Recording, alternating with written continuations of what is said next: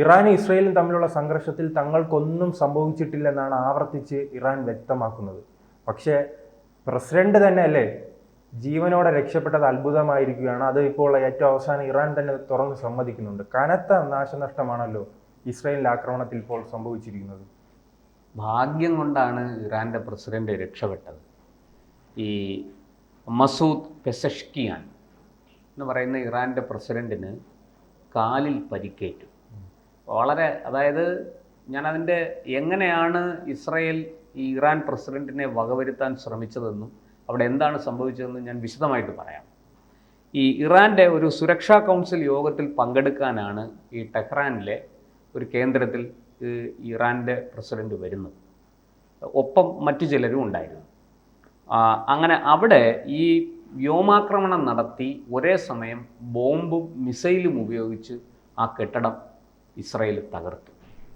ഈ ഇറാൻ്റെ പ്രസിഡന്റ് ഭാഗ്യം കൊണ്ട് രക്ഷപ്പെട്ടു. അദ്ദേഹത്തിന് കാലിൽ പരിക്കേറ്റിട്ടുണ്ട്. പരിക്ക് മാരകമല്ല, പക്ഷെ പരിക്കേറ്റു. അദ്ദേഹം വെറും ഭാഗ്യം കൊണ്ട് മാത്രമാണ് തലനാഴിരയ്ക്ക് രക്ഷപ്പെട്ടു പോവുകയായിരുന്നു. അതിനൊരു കാരണമുണ്ട്, അതെങ്ങനെയെന്നും കൂടി പറയാം. ഈ ഞാൻ പറഞ്ഞല്ലോ, വ്യോമാക്രമണം ഈ ടെഹ്റാൻ്റെ പടിഞ്ഞാറൻ മേഖലയിലായിരുന്നു ഈ സംഭവം നടന്നത്.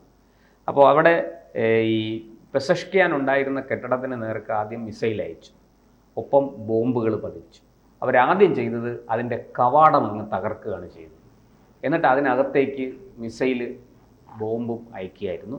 ഈ മിസൈലും ബോംബും അയച്ചതിൻ്റെ ഫലമായിട്ട് അവിടെ ഭയങ്കരമായിട്ട് പുക നിറഞ്ഞു. പിന്നീട് വിഷം ഈ മിസൈലിനകത്ത് വിഷപ്പുക ഉണ്ടാക്കുന്ന ഒരു രാസപദാർത്ഥം ഉൾപ്പെടെയാണ് അവർ അയച്ചത്. അപ്പോൾ ആ പുക പിന്നീട് വിഷപ്പുകയായിട്ട് മാറി. അത് ശ്വസിച്ച് ഈ ഇറാൻ പ്രസിഡൻറ്റും ഒപ്പമുണ്ടായിരുന്ന ആൾക്കാർ, അതിൽ ഒപ്പമുണ്ടായിരുന്നത് അവിടുത്തെ parliament speaker Mohammad Bagher Ghalibaf, അതുപോലെ തന്നെ ജുഡീഷ്യറിയുടെ തലവൻ മൊഹ്സേനി എജയ്, ഇവരൊക്കെ ഉണ്ടായിരുന്നു. ഈ 3 പേരും കൊല്ലപ്പെടണം, ഇവരെ 3 പേരെയും വധിക്കണം എന്നുദ്ദേശിച്ചാണ് ഇസ്രയേൽ ഇത് ചെയ്തത്. പക്ഷേ ഇസ്രയേലിനൊരു ചെറിയ പിഴവ് പറ്റി. ഇതിനകത്തൊരു രഹസ്യ പാതയുണ്ടായിരുന്നു. ഈ കെട്ടിടത്തിൽ നിന്ന് രക്ഷപ്പെടാൻ വേണ്ടിയിട്ട് ഒരു രഹസ്യ പാത ഉണ്ടാക്കിയിരുന്നു. അങ്ങനെയുള്ള ഒരു കെട്ടിടമാണ് ഇവർ ഈ മീറ്റിങ്ങിന് തിരഞ്ഞെടുത്തത്, ഈ സുരക്ഷാ കൗൺസിൽ യോഗത്തിന് തിരഞ്ഞെടുത്തത്. അതുകൊണ്ട് തന്നെ ഈ അപകടമുണ്ടായി. കവാടം തകർക്കപ്പെട്ട ഉടനെ തന്നെ ഈ പ്രസിഡൻറ്റും ഈ പറഞ്ഞ ആൾക്കാരും, ഈ എന്താ പറയേണ്ട സ്പീക്കറും അതുപോലെ തന്നെ ജുഡീഷ്യറിയുടെ തലവനുമൊക്കെ അതിൽ കൂടെ ആ രഹസ്യ മാർഗത്തിലൂടെ പുറത്തു കടക്കുകയായിരുന്നു. അവർ മറ്റൊരു ഇതിലേക്ക് എത്തി അവിടെ നിന്ന് രക്ഷപ്പെടുകയായിരുന്നു. ഈ രക്ഷപ്പെടാനുള്ള പരിശ്രമത്തിനിടയ്ക്കാണ് ഇദ്ദേഹത്തിൻ്റെ കാലിൽ പരിക്കേറ്റത്. ഇത് ശരിക്കും ഈ കവാടം ഇങ്ങനെ തകർന്ന് മിസൈൽ അകത്ത് പോവുകയും അവിടെ പുക നിറയുകയും ചെയ്യുമ്പോൾ ഈ വായുപ്രവാഹം നിലയ്ക്കും. വായുപ്രവാഹം നിലച്ചു കഴിഞ്ഞാൽ പിന്നെ ഈ വിഷപ്പുകയെ അതിനകത്തുള്ളൂ. ഈ വിഷപ്പുക ശ്വസിക്കേണ്ടി വരും. ശ്വസിച്ചങ്ങനെ മരിക്കും ആൾ. ശ്വസിക്കുന്നവർ മരിക്കും. ഇത് നിമിഷങ്ങൾക്കുള്ളിൽ, ഏതാണ്ട് ഒരു 1-2 മിനിറ്റിനുള്ളിൽ തന്നെ ഇത് സംഭവിച്ച് കഴിയും. ഇതായിരുന്നു അവരുടെ പരിപാടി. ഇത് നേരത്തെ ഹിസ്ബുള്ളയുടെ നേതാവ് ഹസൻ നസ്രള്ള, അത് കഴിഞ്ഞ വർഷമാണ്, അത് എനിക്ക് തോന്നുന്നു 2024 അവർ അത് ചെയ്തിരിക്കുന്നത്. 2024 മെയ് 19 ഇതുപോലെ ഒരു ആക്രമണം വേറെ എണ്ണം നടന്നു. അന്ന് ഈ ഇറാൻ്റെ പ്രസിഡന്റ്, അന്നും ഈ ഇദ്ദേഹത്തിൻ്റെ മുൻഗാമി, അതൊരു ഹെലികോപ്റ്റർ തകർന്നുള്ള അപകടമാണ്. ഇബ്രാഹിം റൈസി, വിദേശകാര്യമന്ത്രി ഹുസൈൻ അമീർ അബ്ദുള്ളാഹിയാൻ, കിഴക്കൻ അസർബൈജാനിലെ ഗവർണർ ജനറൽ മാലിക് റഹ്മതി, ഇങ്ങനെ കുറച്ച് പേര് ആ ഹെലികോപ്റ്റർ അപകടത്തിൽ മരിച്ചു. അതും അട്ടിമറിയാണ് എന്നൊരു സൂചനയുണ്ട്. അതുപോലെ ഇപ്പോൾ ഈ പ്രസിഡന്റിനെയും വധിക്കാൻ ഇസ്രയേൽ നടത്തിയ ശ്രമമാണ് എന്ന് ഏതാണ്ട് വ്യക്തമായിട്ടുണ്ട്. ഇതിലെ ഇപ്പോൾ ഇവർ പിന്തുടർന്ന, നേരത്തെ അവർ ഹെലികോപ്റ്റർ തകർത്താണ് ഈ മുൻ പ്രസിഡന്റിനെ വധിച്ചത് എന്ന് പറയപ്പെടുന്നെങ്കിൽ, ഇപ്പോൾ അവർ ഉപയോഗിച്ചത് മറ്റൊരു മാർഗമാണ്. അത് നേരത്തെ ഈ ഹിസ്ബുള്ളയുടെ തലവൻ ഹസൻ നസ്രുള്ളയെ കൊലപ്പെടുത്തിയ രീതിയിലാണ്. ഈ ഹസൻ നസ്രുള്ള ഒരു ബങ്കറിൽ ഒളിച്ചിരിക്കുകയായിരുന്നു. ആ ബങ്കറിനുള്ളിലേക്ക് ഇവർ മിസൈൽ അയച്ചു. ആ ബങ്കർ തകർത്തു. ഈ മിസൈലിനുള്ളിൽ നിന്ന് വിഷപ്പുക പുറത്തു വരികയും അത് ശ്വസിച്ച് ഈ ഹസൻ നസ്രള്ള മരിക്കുകയും ചെയ്തു എന്നാണ്. ഈ ഹസൻ നസ്രള്ളയുടെ ഡെഡ് ബോഡി കണ്ടെത്തുമ്പോൾ അതിൽ ഒരുവിധ പരിക്കുകളുമില്ല.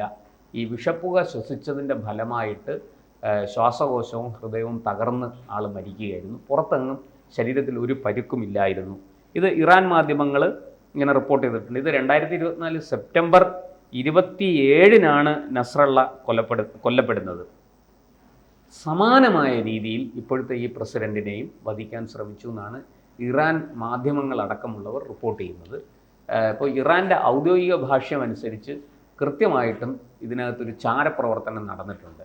അതായത് ഈ പ്രസിഡന്റും കൂട്ടരും ഇങ്ങനൊരു സുരക്ഷാ കൗൺസിൽ യോഗത്തിൽ പങ്കെടുക്കാൻ പടിഞ്ഞാറൻ ടെഹ്റാനിലെ ഈ കേന്ദ്രത്തിൽ എത്തും എന്ന് രഹസ്യം ചോർന്ന് കിട്ടിയിട്ടാണ് ഇസ്രായേൽ അവിടെ ആക്രമിച്ചത്. അപ്പോൾ വളരെ കൃത്യമായിട്ട് മൊസാദിൻ്റെ ഏതോ ഒരു ചാരൻ ഇവിടെ കടന്നുകൂടി ഈ വിവരം വളരെ കൃത്യമായിട്ട് ഇസ്രായേലിന് ചോർത്തി കൊടുത്തു എന്നാണ് ഇപ്പോഴുള്ള വിലയിരുത്തൽ. എന്തായാലും ഒരു കാര്യം സത്യമാണ്, തലനാഴിഴയ്ക്ക് ഈ ഭാഗ്യം കൊണ്ട് മാത്രം ആണ് രക്ഷപ്പെട്ടത്. അവിടെ ഇസ്രായേലിന് കണക്കുകൂട്ടലിൽ ഒരു പിഴവുണ്ടായി. ആ കെട്ടിടത്തിൽ നിന്ന് പുറത്തു പോകാൻ ഒരു രഹസ്യ മാർഗം, പ്രത്യേകിച്ചും ഭൂഗർഭ മാർഗം ഉണ്ടായിരുന്നു എന്നാണ്, ഒരു അടിപ്പാത ഉണ്ടായിരുന്നു എന്നാണ് പുറത്തു വരുന്ന വിവരം. അതിലൂടെ ഇവരെ രക്ഷിക്കാൻ ഈ ഇറാൻ സേനയ്ക്ക് സാധിച്ചു, അല്ലെങ്കിൽ സുരക്ഷാ സേനയ്ക്ക് സാധിച്ചു എന്നാണ് പറയപ്പെടുന്നത്. അത് കണക്കുകൂട്ടുന്നില്ല. അങ്ങനൊരു മാർഗം അവിടെ ഉണ്ട്, ആ കെട്ടിടത്തിൽ ഉണ്ട് എന്ന് ഇസ്രായേലിന് അറിയില്ലായിരുന്നു, അല്ലെങ്കിൽ ഇസ്രായേൽ ചാരസംഘടനയ്ക്ക് ആ വിവരം ലഭിച്ചില്ലായിരുന്നു. അതുകൊണ്ട് മാത്രമാണ് ചെറിയ പരിക്കുകളോടുകൂടി ഇവർ 3 പേരും രക്ഷപ്പെട്ടത്. അല്ലായിരുന്നെങ്കിൽ ഹസൻ നസ്രള്ളയ്ക്ക് ഉണ്ടായ അതേ ഗതി തന്നെ ഇവർക്കും സംഭവിക്കുമായിരുന്നു. ശരീരത്തിലെങ്ങും പരിക്കുണ്ടാകില്ല, പക്ഷേ വിഷപ്പുക ശ്വസിച്ച് ഉള്ളിൽ ശ്വാസകോശവും ഹൃദയവും തകർന്ന് വളരെ പെട്ടെന്ന്. അത് ഇസ്രായേൽ പലതവണ ഖമേനിയുടെ കാര്യത്തിൽ വ്യക്തമാക്കിയിട്ടുണ്ടല്ലോ, ഞങ്ങളുടെ റഡാറിൽ തന്നെ ഉണ്ട്, അദ്ദേഹം എവിടെയാണെന്ന് ഞങ്ങൾക്ക് കൃത്യമായി അറിയാം. അത് ട്രംപും പറഞ്ഞിരുന്നു, അദ്ദേഹത്തെ കൊല്ലാനായി ഇസ്രായേൽ ശ്രമിച്ചിരുന്നു, പക്ഷേ താൻ പറഞ്ഞു അത് വേണ്ട എന്ന് നിലപാടെടുത്തു, അതുകൊണ്ടാണ് രക്ഷപ്പെട്ടതായി ട്രംപും അവകാശപ്പെട്ടിരുന്നു. അതെ, ഈ ഖമനേയി, ആയത്തുള്ള അലി ഖമനേയി എന്ന് പറയുന്നത് ഒരു ആത്മീയ നേതാവാണ്. അവരുടെ ഈ ഷിയ വിഭാഗത്തിൻ്റെ ആത്മീയ നേതാവാണ് ഇദ്ദേഹം, ഈ ആയത്തുള്ള അലി ഖമനേയി. അതുകൊണ്ട് തന്നെ ഒരു പക്ഷേ ആ ആളെ വധിച്ചാൽ അത് വലിയ പ്രത്യാഘാതങ്ങൾ ഉണ്ടാക്കും, ഇസ്ലാമിക സമൂഹത്തിൽ അത് വലിയ ചലനങ്ങൾ ഉണ്ടാക്കും. അത് അമേരിക്കയ്ക്കും ഇസ്രയേലിനും എതിരായ ഒരു വലിയ പ്രക്ഷോഭമായി മാറും എന്ന് അമേരിക്ക കണക്ക് കൂട്ടുന്നുണ്ട്. ഈ പറഞ്ഞതുപോലെ ഇപ്പോൾ അറബ് രാഷ്ട്രങ്ങൾ ഈ ഇസ്രയേലിൻ്റെ ആക്രമണത്തെ അപലപിക്കുന്നുണ്ടെങ്കിലും അവർ ഒരിക്കലും ഇറാനെയോ പാലസ്തീനെയോ പിന്തുണച്ച്, ഹമാസിനെ ഒന്നും പിന്തുണച്ച് അവർ രംഗത്ത് വരുന്നില്ല. അവർക്കറിയാം ഈ ഹമാസ്, ഹിസ്ബുള്ള, ഹൂതി ഇത് 3 ഭീകര സംഘടനകളാണ്, ഇവർക്ക് ആളും അർത്ഥവും ആയുധവും കൊടുത്ത് സഹായിക്കുന്നത് ഇറാനാണ് എന്നൊക്കെ എല്ലാവർക്കും അറിയാം. അതുകൊണ്ട് തന്നെ അറബ് രാഷ്ട്രങ്ങൾ ഇറാനിൽ നിന്ന് അകന്നു നിൽക്കുകയാണ്, പാലസ്തീനിൽ നിന്ന് അകന്നു നിൽക്കുകയാണ്. പക്ഷേ ഒരു പരിധി കടന്ന് ഈ പറഞ്ഞതുപോലെ ഇവരുടെ ആത്മീയ നേതാവ് ആയത്തുള്ള അലി ഖമനേയിയൊക്കെ ഇസ്രായേൽ വധിച്ചാൽ അത് ഈ മാറി നിൽക്കുന്ന ഇസ്ലാമിക സമൂഹം, ഇസ്ലാമിക രാഷ്ട്രങ്ങൾ, അറബ് രാഷ്ട്രങ്ങൾ എല്ലാം ഒരുമിച്ച് ഇറാന് വേണ്ടിയിട്ട്, ഇറാനെ പിന്തുണച്ച് ഇസ്രായേലിനെതിരെ രംഗത്ത് വരുമോ എന്ന് അമേരിക്ക ഭയപ്പെടുന്നുണ്ട്.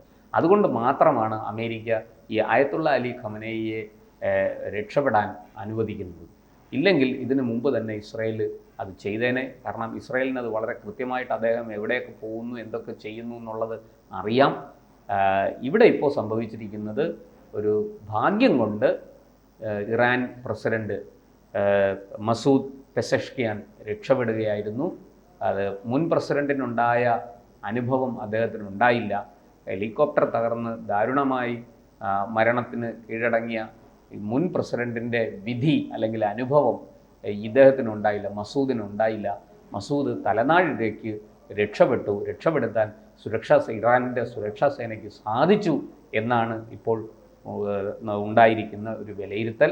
എന്തായാലും ഇസ്രായേൽ ഏറ്റവും അപകടകാരിയായ ഒരു ചാരസംഘടന ഉള്ള രാഷ്ട്രമാണ് ഇസ്രായേൽ. മൊസാദ് എന്ന് പറയുന്ന ചാരസംഘടന ഉള്ള ഒരു രാഷ്ട്രമാണ് ഇസ്രായേൽ.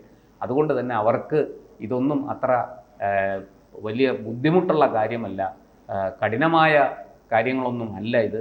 അവർക്ക് വളരെ ലളിതമായിട്ട് തന്നെ ഇതൊക്കെ ചെയ്തു തീർക്കാൻ സാധിക്കും.